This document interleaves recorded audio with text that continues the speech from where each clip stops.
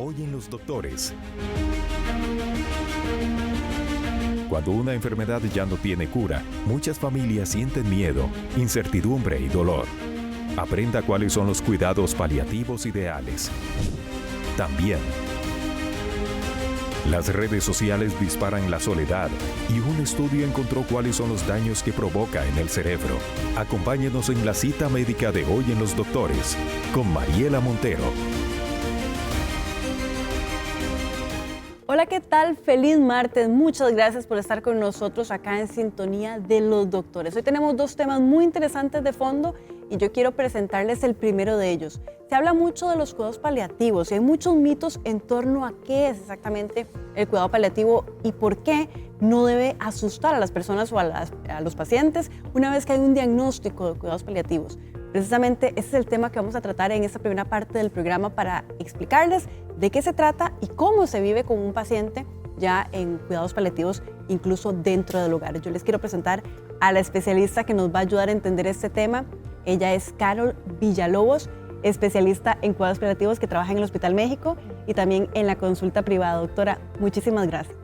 No, muchísimas gracias. Realmente el poder hablar de cuidados paliativos de forma tan abierta y humana, eso es lo que necesitamos en estos momentos. Y es que yo creo, doctora, que el simple nombre ya genera una serie de tabús y creo que tal vez la forma más ideal para poder ir eliminando esos mitos que hay en torno a los cuidados paliativos es explicarle de la forma más sencilla que se pueda a los televidentes qué es en sí el cuidado paliativo y por qué no tiene que darnos miedo. Ajá. Bueno, la especialidad de medicina paliativa es la parte médica, ¿verdad? Somos los médicos que nuestra especialidad es enfocarnos en el alivio del sufrimiento y el manejo de síntomas en personas con enfermedades avanzadas, ¿verdad? Y los cuidados paliativos como tal es un equipo de varios especialistas multidisciplinario e interdisciplinario que nos enfocamos todos en conjunto en aliviar el sufrimiento y los síntomas del paciente, en darle esa calidad de vida. Muchos hablan de calidad de muerte.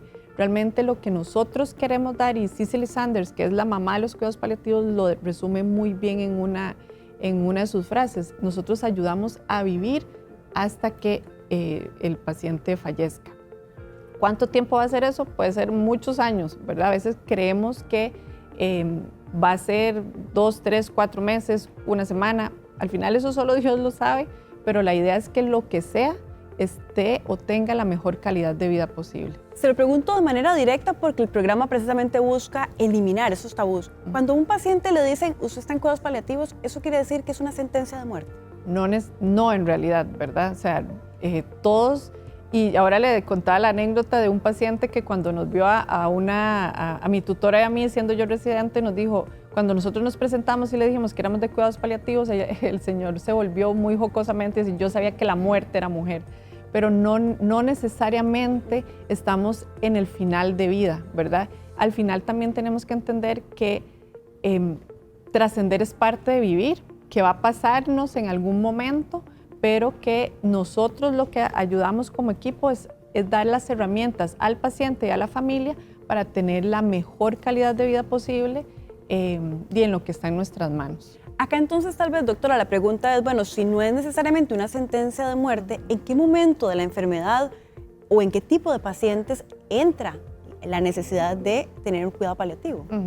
En toda aquella enfermedad que sea limitante, ¿verdad? A veces decimos que incurable, ¿verdad? Pero realmente en todas aquellas enfermedades que tengan tratamiento, pero que, con ese tratamiento puede que no lo vayamos a detener o que lo vamos a nada más a darle tratamiento sintomático, por decirlo de alguna forma.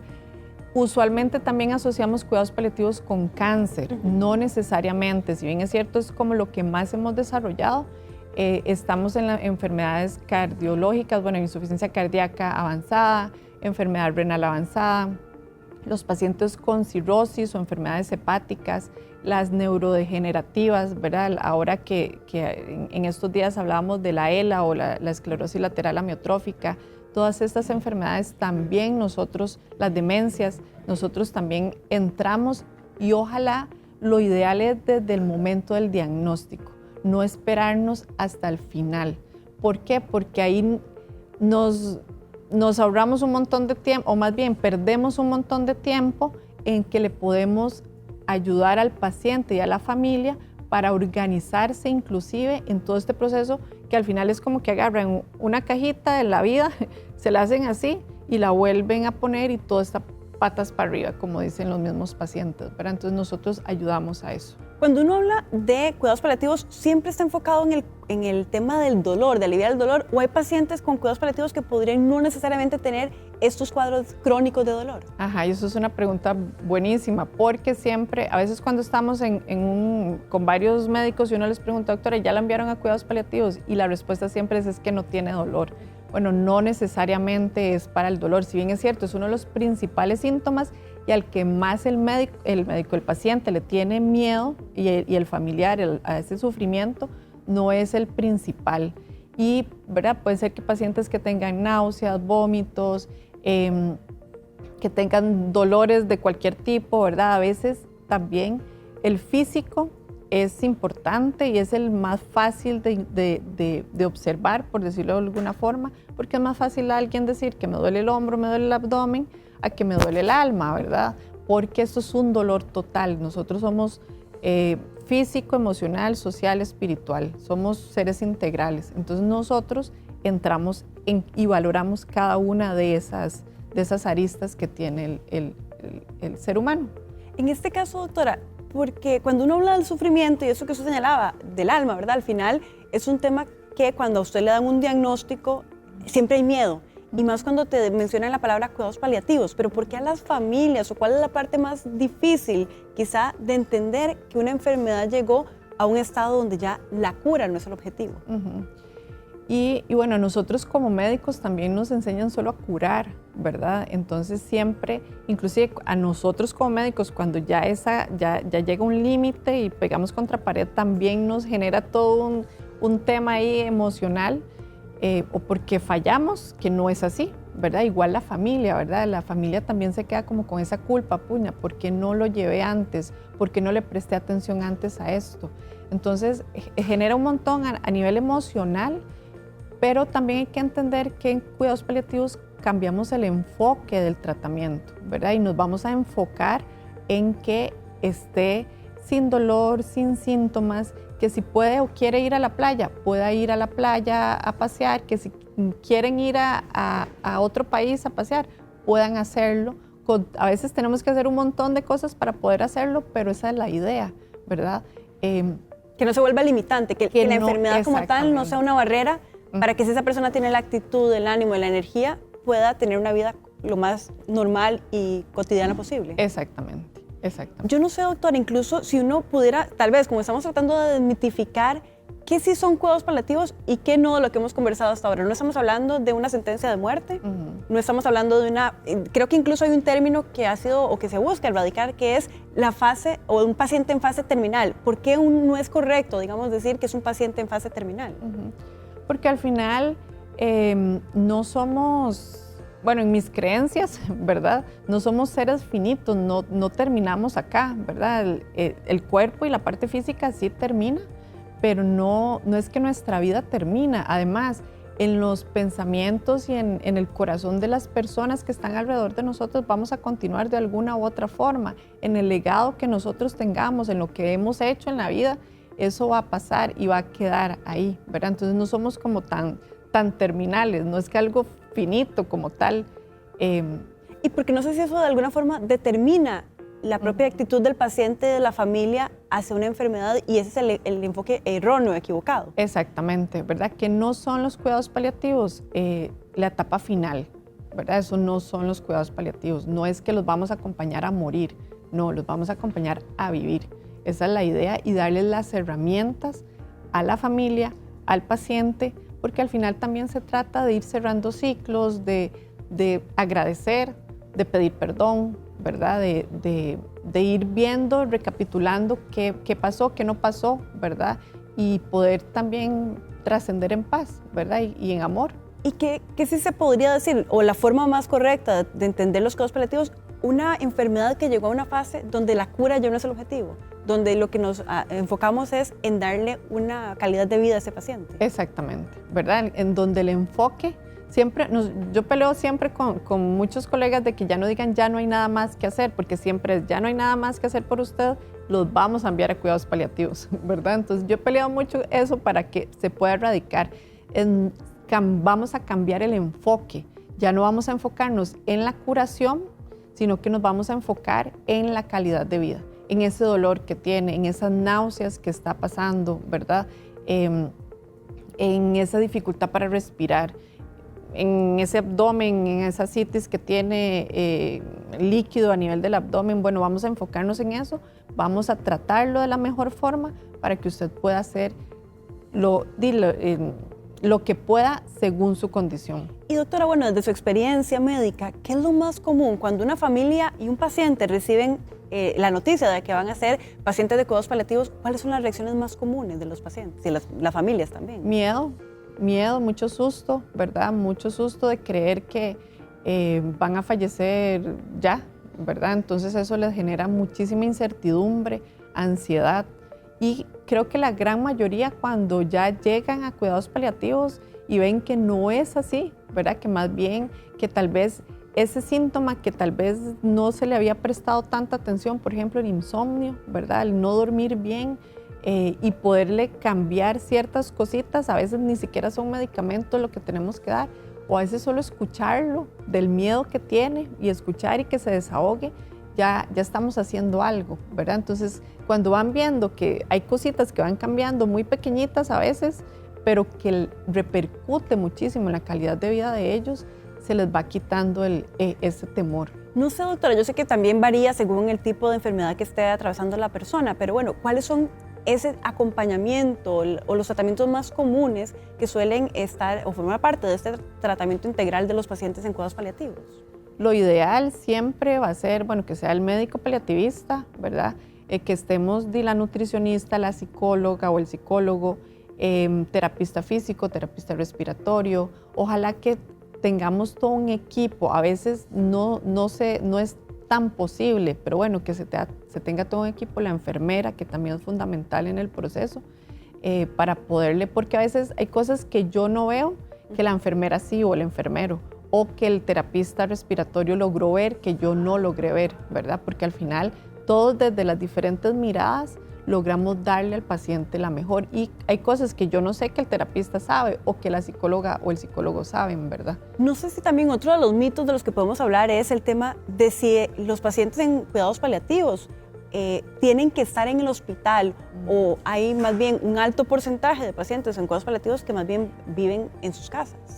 Sí, la gran mayoría y un alto porcentaje van a estar en casa, ¿verdad? La gran mayoría de los pacientes desean fallecer en casa. A veces no es posible o a veces simplemente la familia no tiene la capacidad de asumirlo, ni el mismo paciente. El mismo paciente se va a sentir muy tranquilo estando en casa, en un hospital, pero la gran mayoría va a desear estar en casa, alrededor de sus cosas, de su familia, de su música, de su comida, ¿verdad? Entonces son cosas que la gran mayoría van a estar en casa.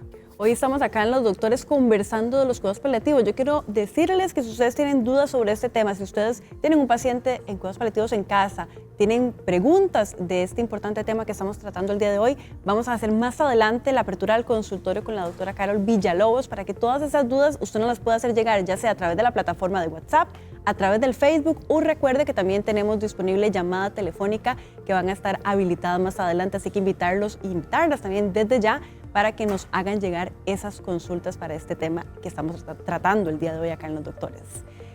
Doctora, también importante, ¿cuáles son las modificaciones? Porque usted lo decía, a veces las familias no tienen todo en su casa para poder atender a un paciente que requiere cuidados paliativos. ¿Cuáles son esas modificaciones en el hogar que pueden hacer más fácil, más accesible, hacer un entorno más adecuado para un paciente con esas características?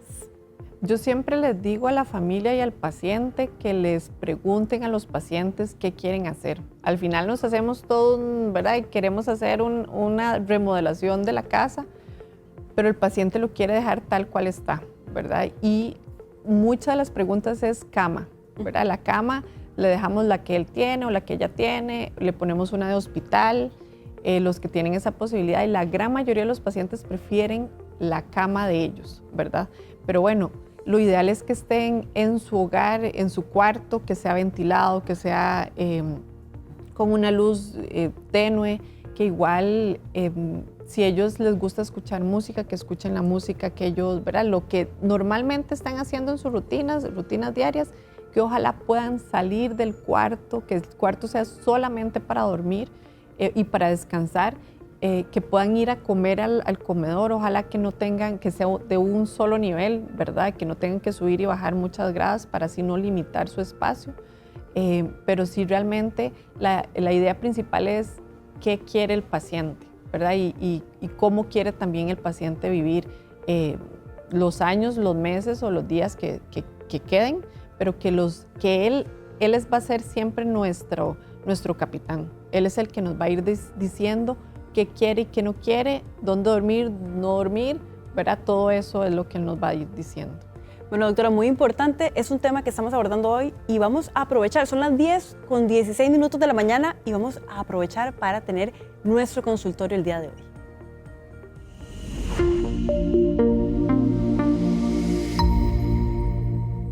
Bueno, recordarles que estamos con la especialista en cuidados paliativos hablando sobre este importantísimo tema y a partir de ese momento usted nos puede hacer llegar sus preguntas, consultas, sus comentarios a través de las diferentes plataformas. Ahí usted tiene los números disponibles en su pantalla, para que nos haga llegar sus consultas o bien para que nos haga una llamada telefónica y aquí estamos gustosos de atender esas consultas con la especialista. Voy a ir con la primera pregunta, doctora, que nos están llegando sobre todo a través de la plataforma de WhatsApp. Aquí dice una de las primeras preguntas que nos llegan. Saludos, mi consulta es la siguiente. ¿Cómo se abordan los cuidados paliativos para una persona con enfermedad crónica como endometriosis, que no necesariamente está cerca de la muerte, pero sí tiene dolor todo el tiempo?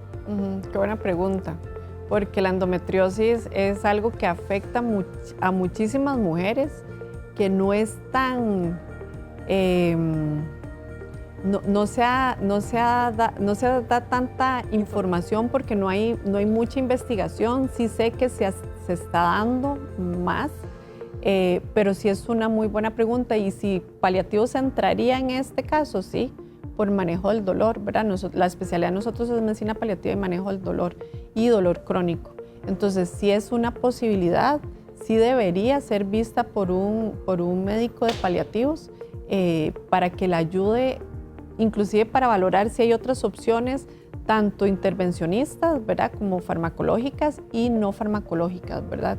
Terapia física, terapia psicológica, que es importantísimo también en estos casos, y bueno, y valorar cuáles son las mejores opciones junto con los especialistas con ginecología. Ella como paciente, como usted lo decía, a veces los médicos no lo hacen de forma, digamos, tan natural. Ella como paciente puede pedirle en su EVAIS o donde ella es atendida, quiero que me den cuidados paliativos, sí, quiero una consulta de cuidados paliativos. Sí, ella puede hacerlo perfectamente, pedir una referencia para cuidados paliativos.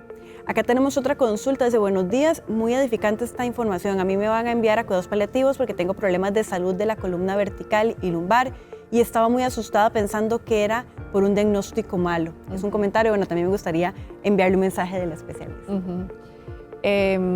Sí, a veces nos llegan y nos dicen, es que me mandaron a paliativos, nadie me dijo que, no sé por qué a qué vengo y será que no me están diciendo algo, ¿verdad? Pero como les digo, paliativos tiene también de que nosotros manejamos la parte de dolor crónico. Entonces todo el dolor en rodillas, en columna, hay opciones y probablemente por eso la enviaron a paliativos, porque ahorita a nivel de la institución hay intervencionismo para este tipo de dolor que le puede ayudar aún más más allá del tratamiento farmacológico. Entonces, buenísimo que la hayan podido enviar a paliativos. Tenemos una llamada telefónica desde Acosta. Muy buenos días, doña Marta, ¿qué tal? Hola. Un gusto tenerla con nosotros en Los Doctores. Usted puede hacer su consulta cuando usted guste. Bueno, mi consulta es, ¿ya puedo hacerla? Ya puedo hacerla, sí, doña Marta, adelante. Mi consulta es que si mi esposo está en cuidados paliativos, él tiene 89 años, ¿por qué le están dando consulta telefónica? No es una consulta presencial como antes que venían a la casa, sino telefónica, aquí en Atenas. Eso no es lo mismo. Yo recuerdo que cuando visitaba el doctor, cuando el doctor lo visitaba, yo me sentía más apoyada porque yo soy la cuidadora. Yo tengo 76 años y soy la cuidadora de él y yo me sentía más apoyada porque yo le explicaba a ella, a él, estábamos viviendo en Sabana Sur, yo le explicaba a él todo lo que estaba pasando. Ahora él tiene un problema de temblor en las manos que pienso que es un síndrome de Parkinson, ¿verdad? Por decir algo. Y entonces me gustaría hablar con la doctora para explicarle bien, pero ella solo por teléfono. Y no sé, no me parece, pero quisiera saber si esto es válido o que puedo colgar ya. Le agradezco mucho, doña Marta, por la consulta, que vamos a tratar de abordarla de la mejor manera con la especialista. Bueno, muchas gracias, doña Marta. Sí, creo que ha habido muchos cambios, para bien o para mal, a nivel de la institución. Sí, yo tampoco pensaría que la llamada telefónica sea la mejor, ¿verdad?, herramienta para valorar un paciente en paliativos, porque al final, usted misma lo dijo, ¿verdad?, el hecho que, y eso es lo que hacemos nosotros, ¿verdad?, llegar a la casa, observar alrededor, poderles darles a ustedes las recomendaciones, poderlo ver a él, ¿verdad?, es lo ideal.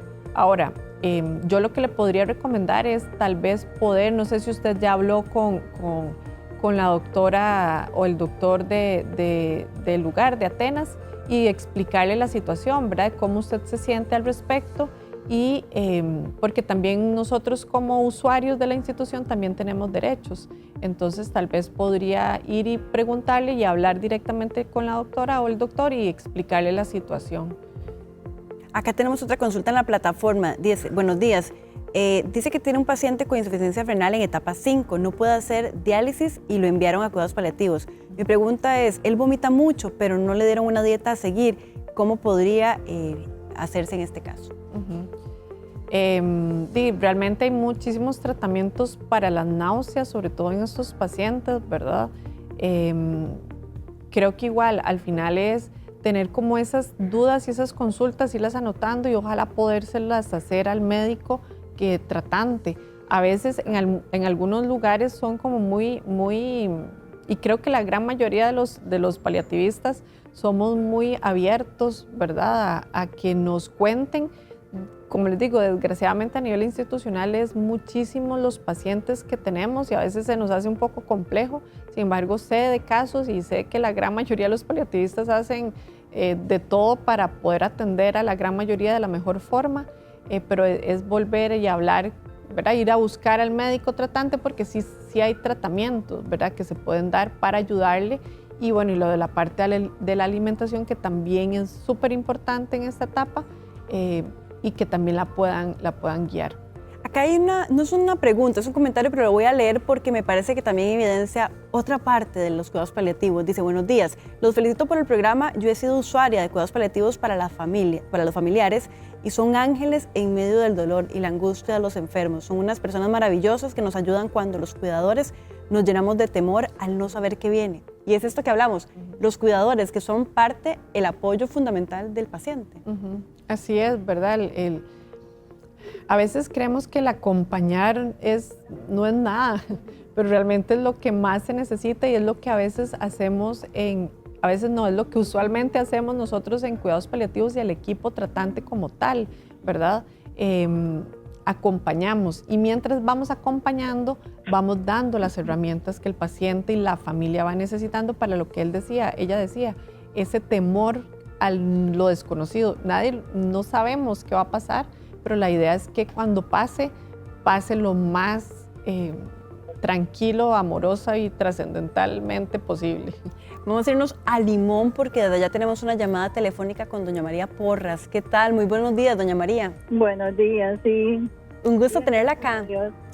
Doctora, es que la consulta que yo tengo es que yo un día me trompecé, ¿verdad?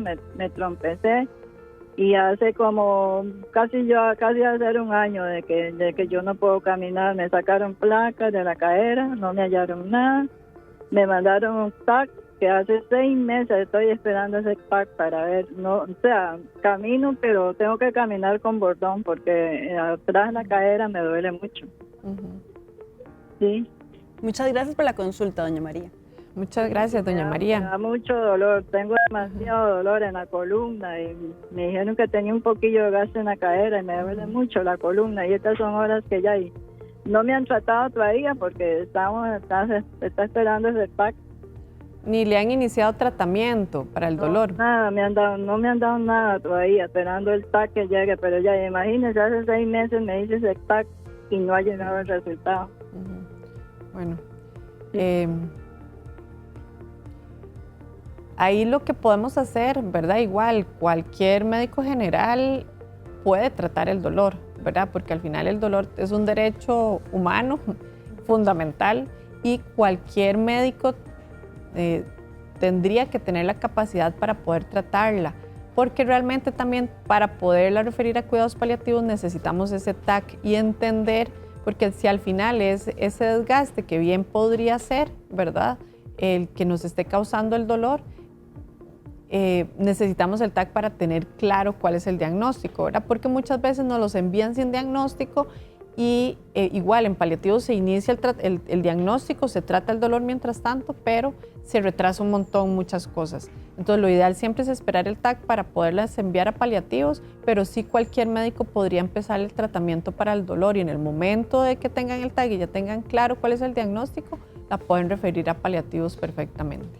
Bueno, doctora, lamentablemente se nos fue el tiempo volando, pero yo quería aprovechar esos últimos minutos para dar un gran consejo. ¿Cuál es la mejor forma, su mayor recomendación para una familia y un paciente que acaban de recibir una noticia de que van a ser ingresados a cuidados paliativos? Que no tengan miedo realmente, ¿verdad? Es una ayuda, es una herramienta más que les están dando para poder atravesar este proceso o esta etapa, que no es una etapa, ¿verdad?, que a veces creemos que va a ser terrible, sino que más bien junto con nosotros la idea es acompañarlos para que ustedes tengan o que pasen esta etapa de la mejor forma posible, ¿verdad?, con amor y con trascendencia. Doctora, muchísimas gracias de verdad por haber aceptado la invitación hoy acá. Gracias a ustedes. Y bueno, vamos a hacer una breve pausa. Son las 10:27 de la mañana, pero no se vaya porque ya casi venimos con más acá en Los Doctores.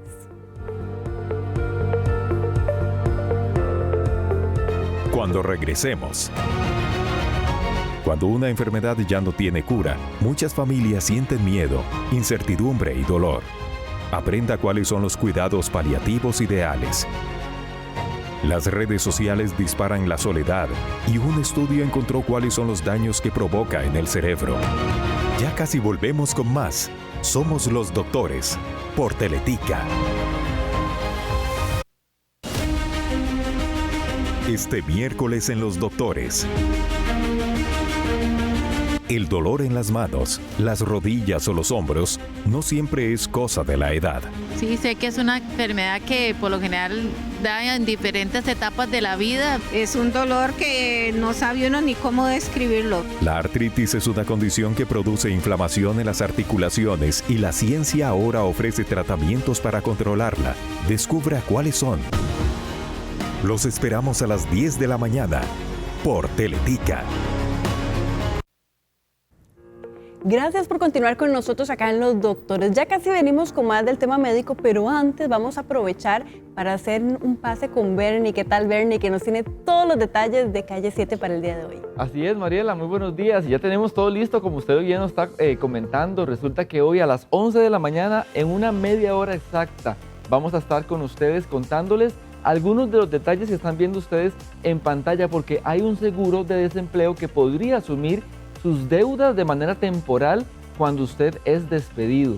Y esto es importante para que las personas también puedan tener ese alivio financiero. Además, les vamos a contar, vamos a hablar de un tema que yo creo que separa no solamente viviendas, sino criterios de los vecinos, y hablamos de las tapias, de las construcciones en medio de las propiedades. ¿Qué dice la ley? Bueno, hoy el abogado le responde algunas de las consultas sobre este tema.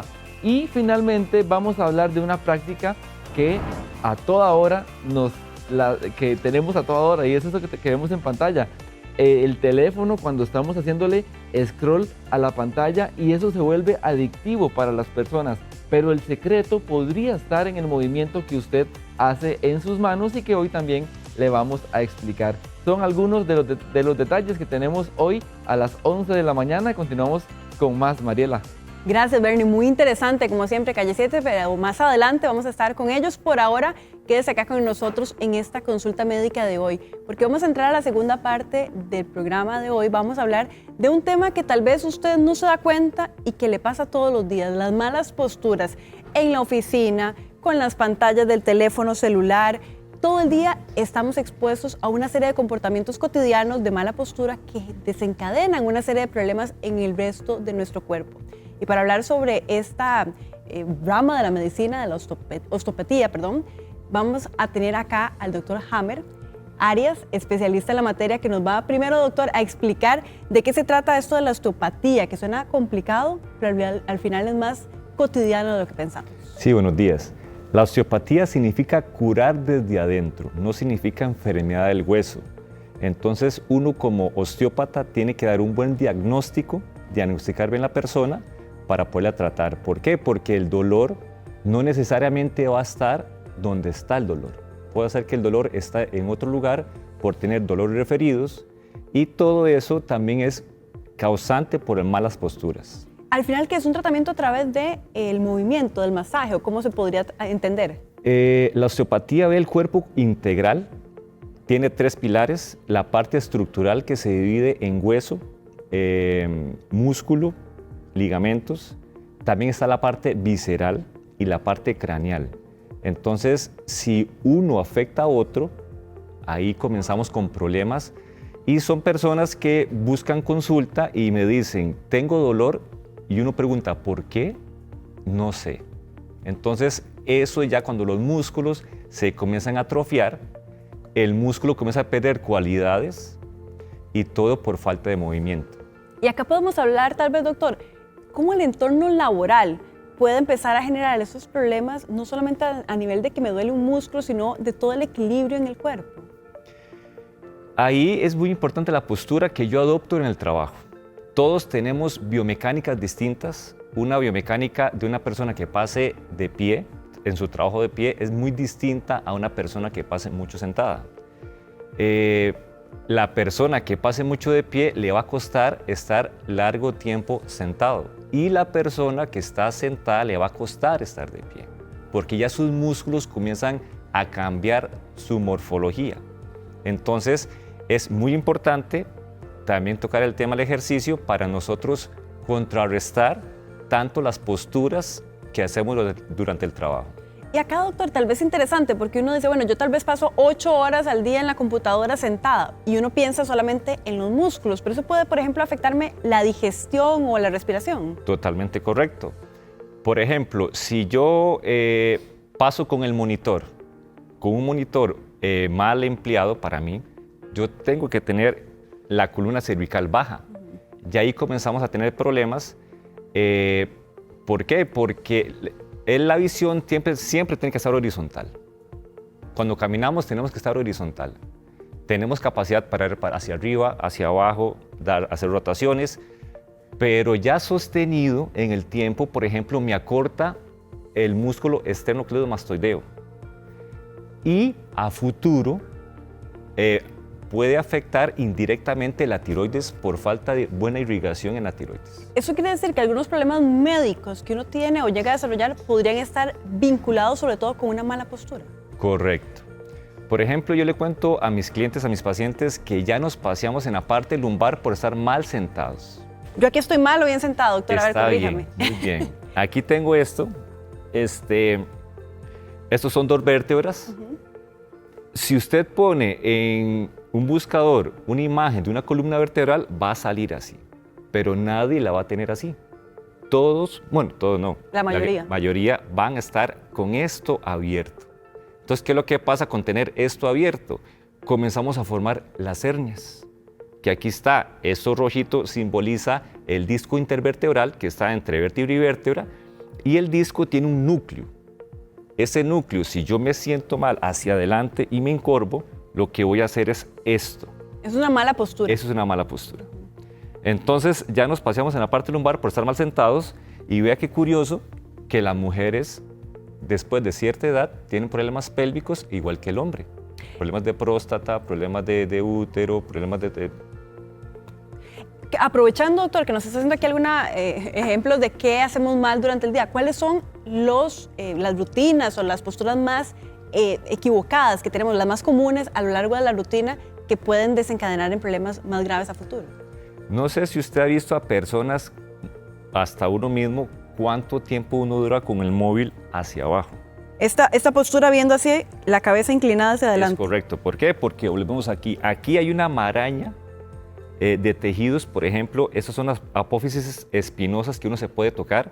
Están las apófisis transversas, que son las laterales, y entre ellas hay ligamentos, hay músculos, hay tendones.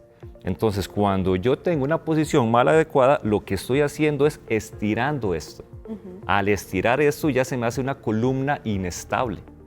Y el cuerpo tiene que compensar protegiendo, poniendo duro otros músculos a su alrededor para proteger esa columna inestable. Además del teléfono, el sentarnos de forma equivocada, ¿qué otra postura suele ser de los errores más comunes que cometemos? Ahí hay que hablar un poquito sobre la parte derecha y izquierda. Somos derechos y pensamos que todo lo hacemos con la derecha, pero tenemos una parte izquierda. Entonces la parte izquierda es la parte fuerte del cuerpo. Por ejemplo, si yo voy a clavar, sostengo con la izquierda y todo lo hago con la derecha. Entonces siempre la parte izquierda va a soportar más peso. Si yo estoy haciendo una fila en un banco, por poner un ejemplo, yo me voy a inclinar a la izquierda. Inconscientemente tal vez duré 3 minutos, ya me cansé, me puse 30 segundos en la derecha y vuelvo otra vez a la izquierda. Entonces siempre el lado izquierdo va a estar más contracturado que el lado derecho. No sé, doctor, incluso hay personas que padecen mucho de dolor de cabeza. ¿Hay dolores de cabeza que pueden estar vinculados con malas posturas y cómo yo lo puedo identificar? Claro. Por ejemplo, estos músculos, el trapecio y el esternocleidomastoideo, tiran dolores referidos hacia la cabeza. Entonces, si yo estoy mucho con el teléfono aquí, eso me va a indicar que yo me estoy acortando y cuando ya yo quiero tener mi vista horizontal, que es un acto totalmente normal del cuerpo, me va a costar. Entonces voy a poner en tensión estos músculos que pasan horas hacia abajo y eso me va a producir dolor de cabeza. También, por ejemplo, llamamos a estos músculos los músculos del estrés. ¿Por qué? Porque inconscientemente, si estamos estresados, vamos a elevar los hombros. Ya yo me desestresé, quiero relajarlos, pero me subo un bolso. Entonces son cosas que suman. Entonces, tras que voy a andar un bolso de medio lado, estoy contracturando pasivamente el trapecio y no solamente eso, sino me voy a inclinar. ¿Y hay forma de identificar esos dolores? Porque bueno, uno podría decir, me duele la cabeza, pero tal vez fue que comí mal, estuve muy estresada, no lo relaciono directamente con el tema de la postura o estos dolores musculares. ¿Hay forma de que yo identifique un dolor y diga, esto por esas características puede estar vinculado a que yo estoy haciendo una mala postura en mi rutina? En mi consulta yo siempre pregunto cómo es el dolor. ¿Por qué? Porque hay diferentes tipos de dolor. Entonces, está el dolor, por ejemplo, irradiado, que es el que yo siento. Está el dolor sordo, que el dolor sordo puede venir de las vísceras.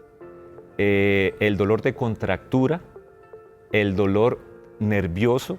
Entonces, uno siempre pregunta cómo está la situación del dolor, cómo es el dolor, para uno irse ubicando si es un tema muscular, si es un tema de articulación o visceral. Doctor, nada más aprovechar para aquellas personas que nos están viendo en este momento, recordarle que en unos minutos vamos a abrir el consultorio, así que si usted tiene dudas sobre algún tipo de dolor que está padeciendo, sobre su postura, cómo cambiar esos hábitos, lo invito desde ya a que nos haga llegar las consultas a través de Facebook, a través del WhatsApp o bien que en unos minutitos se conecte a una llamada telefónica y le haga directamente usted la pregunta aquí al especialista. Y aprovecho, doctor, porque no sé si también podemos hablar del sedentarismo, usted lo mencionaba al inicio. ¿Puede el hecho de que una persona no haga mucho ejercicio, sea sedentaria, afectar o envejecer incluso la estructura ósea del cuerpo? Claro. Los trabajos ahora, antes, por ejemplo, las personas se levantaban, se alistaban, tenían que tomar un medio de transporte y se tenían que ir. Ahora trabajan desde la casa. Entonces eso nos hace más sedentarios. Al hacernos más sedentarios, el músculo se atrofia, pierde cualidades. Muy importante lo que hablaba el doctor anterior, porque vamos hacia adultos mayores. Yo quiero llegar a ser adulto mayor, pero quiero llegar a una buena calidad de vida. Para tener una buena calidad de vida, desde ya yo tengo que hacer ejercicio. No quiere decir que me tenga que comprar las mejores tenis, meterme en el mejor gimnasio, porque el ser humano vino a esta tierra a caminar. El caminar es nuestro desplazamiento y el caminar es un tema muy importante porque solo el hecho de caminar ya las articulaciones se ponen en ajuste. Entonces las caderas, los hombros, la visión, yo tengo que ir caminando. El problema es que no caminamos un desplazamiento constante. Hacemos muy poco desplazamiento. Entonces, si volvemos a la historia, cuando éramos cazadores y recolectores, se caminaba en promedio 15 kilómetros. Wow. Actualmente los relojes, los teléfonos tienen contador de pasos, creo que son como unos 10,000 pasos que hay que hacer, y eso creo que son unos 3 a 5 kilómetros. En este caso, doctor, ¿eso quiere decir que no es necesario que yo haga, digamos, ejercicio de impacto muy fuerte? Yo simplemente el caminar es una buena recomendación para, por ejemplo, si yo quiero tener una estructura ósea más joven o hacer que el envejecimiento óseo sea más lento. Para empezar, siempre hay que ir gradualmente. Una persona sedentaria yo no la puedo poner a hacer sentadillas. Si la persona es sedentaria, tiene su trabajo, por ejemplo, teletrabajo, entonces acá los músculos isquiotibiales se van a cortar. Si yo llego y pongo a esa persona a hacer unas sentadillas o a hacer unos saltos, puede ser que lo lesione. Entonces siempre hay que ir gradualmente. Aprovechando que estamos hablando del teletrabajo, aparte de este, digamos, bloqueo que usted señalaba, ¿qué otras malas posturas son comunes en el teletrabajo y a las que deberíamos prestar atención si a usted le toca hacer teletrabajo en casa, que pueda prestar atención a esas posturas? Hombros hacia adelante. Las escápulas, ¿eso como acá? Ajá. Las escápulas siempre tienen que estar rectitas. ¿Qué es lo que pasa? Usted ya ve a la gente por detrás y tienen las escápulas, se le sale la espina de la escápula, ya eso me indica que tiene escápulas aladas. Al tener escápulas aladas, quiere decir que hay músculos, por un lado, que se encogen y otros se hiperestiran. Entonces ya comenzamos con trastornos biomecánicos. Entonces, sobre todo, hombros hacia adelante y el tema, ¿qué sería bueno? ¿Recomendado estarse moviendo cuando uno está en la casa? Yo le recomiendo a la gente poner alarmas, que cada cierto tiempo ponga alarmas para ver cómo está su postura, no solamente en el trabajo, sino en todo, hasta cómo manejar. Yo tengo muchos conocidos que van manejando y siempre se recuestan a un lado. Y usted ya las ve la espalda tirada hacia un lado, solamente por el hecho de manejar. Doctor, hay un fenómeno que se llama la cadena tensional. Tal vez podemos hablar de qué se trata y cómo esto nos afecta también en este efecto cascada de problemas, digamos, a nivel de la estructura. Tenemos lesiones ascendentes y lesiones descendentes. Por ejemplo, una hernia en la columna es una lesión descendente. Tenemos lesiones ascendentes, por ejemplo, un esguince de tobillo. Entonces, por ejemplo, en un esguince de tobillo, el peroné automáticamente se me va hacia atrás. Un isquiotibial se tensa y me forma momentáneamente una pierna corta. Ya ahí ya tenemos un desbalance biomecánico y comenzamos ya a tener problemas en la parte pélvica. Entonces sí tenemos lesiones ascendentes y descendentes que tenemos que cuidar para que a futuro, ¿por qué? Porque es muy importante, el cuerpo tiene una lesión X, por ejemplo, esguince de tobillo. Si uno no se trata ese esguince de tobillo, aquí se me quita trabajando, como aquí dicen, ahí poquito a poco, ahí me alivio. Si uno no se trata, a futuro, ya no es exagerando, pero se puede llegar a tener una hernia en la parte lumbar por un esguince maltratado a futuro. En este caso, ¿cómo los masajes ayudan?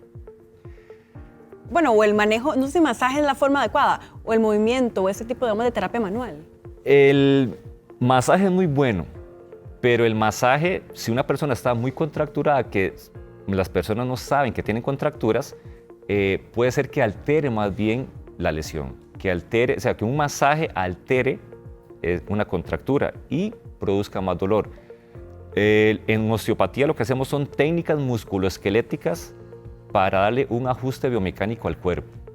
Esas técnicas musculoesqueléticas vienen desde estiramientos musculares, ajustes óseos y trabajos craneales.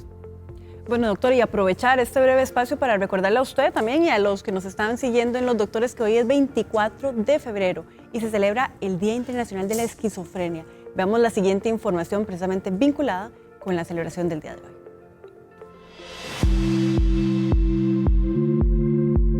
Cada 24 de febrero se conmemora el Día Mundial de la Esquizofrenia, una fecha dedicada a crear conciencia sobre este trastorno de salud mental, combatir el estigma y promover el diagnóstico y tratamiento oportuno. La esquizofrenia es una condición que afecta la manera en la que la persona piensa, siente y percibe la realidad. Puede manifestarse con alteraciones en el pensamiento, dificultad para concentrarse, aislamiento social o creencias que no corresponden a la realidad. Según la Organización Mundial de la Salud, la esquizofrenia afecta aproximadamente a 1 de cada 300 personas en el mundo. Al volver de la pausa, cuando una enfermedad ya no tiene cura, muchas familias sienten miedo, incertidumbre y dolor. Aprenda cuáles son los cuidados paliativos ideales. Las redes sociales disparan la soledad y un estudio encontró cuáles son los daños que provoca en el cerebro. Todos los detalles al volver de la pausa, aquí por Teletica. ¿Cómo estás?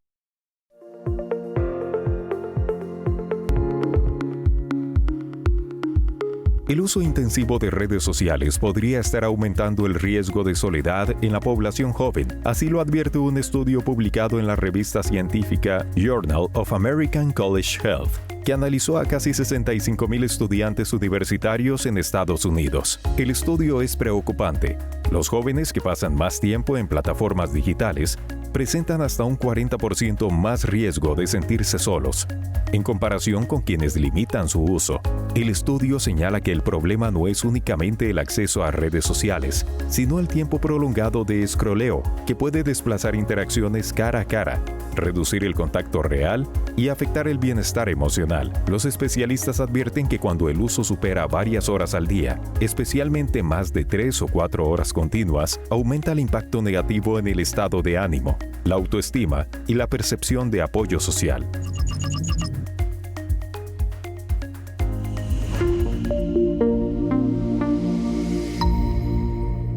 Gracias por continuar con nosotros, son las 10:50 de la mañana y a partir de este momento vamos a empezar a recibir y atender esas consultas que usted tenga sobre este tema que estamos abordando hoy con el Dr. Hammer, áreas que tienen que ver con la osteopatía y esas posturas que tenemos a diario que nos ocasionan otro tipo de problemas. Voy a empezar con las preguntas de la plataforma, doctor, porque por aquí nos hacen la siguiente consulta. Hola. Dice que mi mamá es una mujer de 61 años y que luego de una caída de la cama se le provocó un dolor agudo en el hombro derecho y a la vez ese abarca hacia la espalda, el cuello y además tiene otras partes inflamadas. Ya han ido a consulta, pero dice que le recetaron solamente algún tratamiento para el alivio del dolor por unos días y este volvió. ¿Qué pueden hacer en este caso? Siempre es necesario hacer un ultrasonido para ver si hay algún músculo o algún tendón roto. Pero lo que pasa es que, como le comentaba anteriormente, tenemos contracturas que no sabemos que tenemos. Entonces, esa caída puede ser que alteró esas contracturas y por eso tenga tanto dolor en esas zonas, que ya estaba afectado. Esas zonas ya estaban afectadas, pero la señora no se daba cuenta hasta que algo detonó. Puede ser alzar algo pesado o tal vez que ella empujara algo, la caída. Tantas cosas pueden ser que saquen a relucir tensiones que tenemos que no nos damos cuenta que tenemos. Acá tenemos otra consulta, dice, se me duermen constantemente las manos, pero también se me ponen hinchadas. Me he dado cuenta que cuando estoy acostada y me duele mucho el hombro derecho y el dolor baja hasta la muñeca, como que le irradia. Y quisiera ver si le puede ayudar en esa consulta y también ahí a los compañeros que nos faciliten los datos del doctor para poder también hacer una consulta más adelante. El doctor nos está pidiendo el número del especialista. Gracias. Sí, estamos hablando de los dolores referidos. Ahí hay que preguntar qué tipo de trabajo hace la persona. ¿Por qué? Porque tenemos músculos en la escápula que cuando esos músculos se contracturan, tiran dolores referidos hacia el brazo. no necesariamente tiene que ser una hernia. Hay que diferenciar porque no todo dolor referido es una hernia. Todo tira dolor referido. Estoy hablando desde un punto muscular, que el músculo tira dolores referidos, pero no solamente el músculo, también las vísceras. Entonces hay que tener mucho cuidado porque a veces las vísceras tiran señales de alarma con dolores en el cuerpo y no sabemos si es una víscera. Vamos a aprovechar para atender una llamada telefónica. Tenemos a doña Maritza Arias en la línea. ¿Qué tal? Muy buenos días. Buenos días, bendiciones para los dos. Una consulta para el doctor. Es que yo paso constantemente con mucho dolor de cabeza, me acuesto con dolor de cabeza. Y entonces quería que el doctor me diera una respuesta a qué se debe esos tantos dolores de cabeza. Perfecto. No sé si el doctor logró escuchar porque tuvimos una interrupción, pero doña Maritza pregunta que ella padece mucho dolor de cabeza, que se levanta y se acuesta durante el día con dolores de cabeza y que qué podría ayudarle o a darle de recomendación en su caso. Yo no le podría decir a doña Maritza que el dolor de cabeza es por esta causa. Generalmente tenemos estos músculos, el trapecio y el esternocleidomastoideo, que ellos tiran dolores hacia la cabeza. No solamente esos músculos, también por ejemplo, las personas que tienen bruxismo, que presionan los dientes cuando están durmiendo, tienen el macetero, que es este músculo de acá, muy tenso, y ese macetero también tira dolores hacia la cabeza. También, por ejemplo, puede hacer que tenga una vértebra salida de su zona, por ejemplo, como esto acá. Como yo le decía, aquí en las vértebras se pegan músculos, se pegan tendones. Entonces, no sé, por ejemplo, que la señora inconscientemente incline su cabeza y eso haga que esta vértebra salga a su sitio, contracture musculitos y sea a nivel óseo que me esté produciendo problemas en los músculos y por ende dolores de cabeza. Entonces aquí lo ideal sería que ella vaya a hacerse mejor un chequeo para ver si eso podría estar vinculado con algún tema de la postura. Como algo muy práctico, yo le digo a la gente cuando me llama por teléfono y me dice esas cosas, tóquese el trapecio y presiónese el trapecio. Si le duele puede ser un problema muscular. Aquí nos hacen una consulta en la plataforma, dice, buenos días, yo tengo problemas cervicales y dice que es tanto el dolor que no puede ni siquiera utilizar almohada ni teléfono porque le da mucho dolor. ¿Qué puede hacer? Sí, el cuerpo siempre se defiende ante una lesión. Entonces hay que ver qué tema cervical tiene. Puede ser que tenga una rectificación cervical o una hiperlordosis cervical, que se tenga que comenzar con movimientos suaves, quitar tensión muscular número 1 y hacer movimientos suaves para que el cuello vaya otra vez teniendo una buena biomecánica y por ende menos dolor. Tenemos otra llamada telefónica de doña Lucy Montoya. ¿Qué tal? Muy buenos días. Buenos días, muchas gracias. Es que el doctor habló ahorita hace un momento de las escápulas y yo creo que tengo una y como que una vértebra se me salió debajo del cuello. Entonces quería preguntarle al doctor si ese tipo de cosas son reversibles. Además tengo una condición, me acaban de diagnosticar osteopenia y peligro de fractura. Esas son mis consultas, muchas gracias. A usted muchísimas gracias. Sí, con osteopenia hay que tener un cuidado por tema de manipulaciones en los huesos, porque ya hay un inicio de descalcificación, entonces hay que tener un cuidadito, pero uno puede utilizar otras técnicas que no sean manipulaciones para poder acomodar una vértebra. Ella menciona si es revertible, que ella incluso siente que tiene ya lo de la escápula helada que usted mencionaba. ¿Este tipo de condiciones son revertibles? Yo no puedo decir que uno como un osteópata puede dejar a una persona al 100%, pero sí le va a ayudar mucho porque está quitando tensiones musculares. Por ende, esas tensiones musculares me va a dar más alivio a las articulaciones porque las articulaciones se van a mover más fácilmente cuando uno quita tensiones musculares. Acá tenemos una consulta en la plataforma. Dice, mi problema es con el ciático al caminar. Dice que no soporta la pierna desde la cadera y que le pasa hasta los dedos de arriba abajo, hasta la rodilla, y que le responde con el gemelo. Dice que siente una pesadez y cansancio. Ella se llama Vivian Carvajal y agradece ayuda desde Limón la consulta. Gracias, doña Vivian. Y el ciático, hay que tener un cuidado con el ciático porque existen pseudociáticos. Las personas me visitan, tengo ciático y tal vez no es ciático. Tenemos ligamentos pélvicos, que esos ligamentos cuando se tensan producen alteraciones biomecánicas a nivel pélvico y pueden producir un ciático, pero no es el ciático por compresión nerviosa, muscular. Si, por ejemplo, la persona se toca desde la espalda, ya no es ciático. Es un pseudociático. Es un ciático secundario a otra lesión. Doctor, y vamos a aprovechar para la última consulta porque ya estamos en los últimos minutos, pero quiero aprovechar hasta el último minuto, como dicen por ahí. Y la última pregunta es, buenos días. El doctor habla de que el problema con la postura también puede desencadenar algunos dolores, pero uno puede llegar a mejorar esas posturas. Es decir, una postura mal aprendida, ¿hay forma de ya revertirla? Claro que sí. No vamos a llegar a un 100%. Aquí hay que ser muy claros que nadie es 100% simétrico. ¿Por qué? Porque tenemos diferentes tipos de trabajos. Entonces mi cuerpo se va a adaptar al trabajo. Por eso es importante hacer ejercicio, no solamente caminar. Yo digo a la gente, comenzamos caminando 20 minutos, camine 10, se devuelve 10 y cuando llega estira. Porque el estirar es fundamental para mantener las articulaciones y toda nuestra biomecánica en buen estado.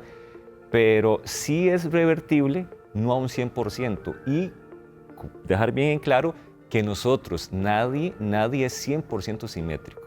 Nadie. Por ejemplo, un jugador de fútbol patea con la derecha y él ancla a la izquierda. Entonces, esa izquierda siempre va a tener un poco más de tono y más contractura que el lado derecho. Diferente a un ciclista. En el ciclismo, el engranaje de la bicicleta está en la parte derecha. Inconscientemente yo voy a hacer más esfuerzo con la izquierda. Con la derecha. Entonces la derecha va a tener más tono que la izquierda. Entonces ahí comenzamos con diferentes desbalances. Doctor, muchísimas gracias, muy interesante el tema, importantísimo recordar entonces la postura y ser más consciente. Y caminar y estirar. Gracias, doctor, por acompañarnos. Muchas gracias a ustedes por la invitación. Y también gracias a ustedes por haber estado con nosotros hoy en Los Doctores. Recuerde su cita médica de lunes a viernes a partir de las 10 de la mañana. Recuerde que puede repasar este capítulo de Los Doctores en el canal de YouTube y también todos los programas anteriores. De momento, nos despedimos y lo dejamos en compañía de Callecita.